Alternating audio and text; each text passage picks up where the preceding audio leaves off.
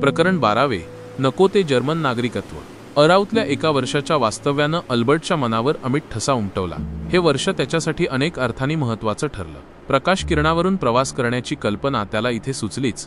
शिवाय यापुढचं सारं आयुष्य आपण फिजिक्स या विषयाचा अभ्यास करण्यासाठीच खर्च करणार आहोत, हेही त्यानं याच वर्षात अगदी पक्क ठरवून टाकलं.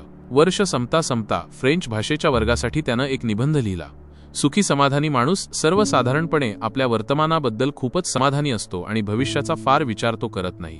तरुणांचं मात्र याच्या उलटं असतं. त्यांच्या मनात भविष्याबद्दलच्या धाडसी योजनांची झुंबड उडालेली असते. माझंही तसंच आहे. इथली परीक्षा मी पास करू शकलो तर मी झ्युरिकच्या स्विस पॉलिटेक्निकमध्ये प्रवेश घेईन. तिथे मी 4 वर्ष गणित आणि फिजिक्स या विषयांचा अभ्यास करेन. नैसर्गिक विज्ञानाच्या या शाखांचा शिक्षक व्हावं, सिद्धांतांच्या अंगानं या विषयांचा अभ्यास करावा अशी माझी इच्छा आहे. याचं एक कारण म्हणजे मला स्वतःला हे अमूर्त सिद्धांत आणि त्यांच्यामागचे गणिती विचार आवडतात, आणि दुसरं म्हणजे विज्ञानाचा अभ्यास करण्यामध्ये एक आगळं स्वातंत्र्य आहे जे मला प्रचंड भुरळ घालतं. अशा शब्दांमध्ये अल्बर्टनं या निबंधात आपल्या भविष्याचं स्पष्ट चित्र रेखाटलं. याच काळात अल्बर्ट एका गोष्टीचा मोठ्या गांभीर्यानं विचार करायला लागला. त्याला आता जर्मन नागरिक ही आपली ओळख ओझ्यासारखी वाटायला लागली. एकतर वयाची 16 वर्ष पूर्ण झाल्यावर आणि शालेय शिक्षण पूर्ण झाल्यावर प्रत्येक मुलानं काही काळ सैनिकी सेवेत दाखल व्हायलाच हवं असा त्या देशाचा कठोर नियम होता, आणि अल्बर्ट तर सैनिकी गणवेशात स्वतःची कल्पनाच करू शकत नव्हता.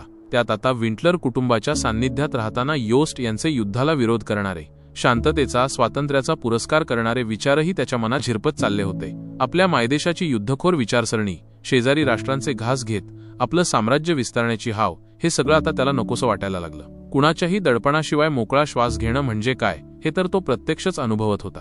सुट्ट्यांमध्ये घरी परतल्यानंतर त्याचा सगळा वेळ मारीला छान छान प्रेमपत्र लिहिण्यात जायचा, आणि उरलेल्या वेळात तो हर्मनच्या मागे आपल्या या मागणीची भुणभुण सतत लावत राहायचा.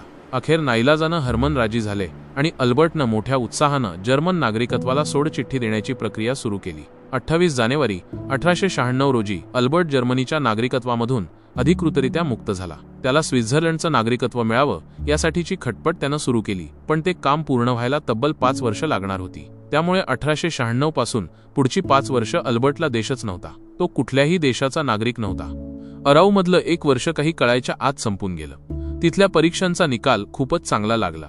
यावेळी पॉलिटेक्निकच्या प्रवेश परीक्षेतही अल्बर्टनं अगदी नजरेत भरावी अशी कामगिरी केली, आणि तिथे प्रवेश मिळवण्याचं त्याचं स्वप्न एकदाचं पूर्ण झालं. अराऊ, तिथली मित्रमंडळी, प्रेमळ विंटलर्स आणि मारी यांच्या गोड आठवणी मनात घेऊन अल्बर्ट युरिकला रवाना झाला.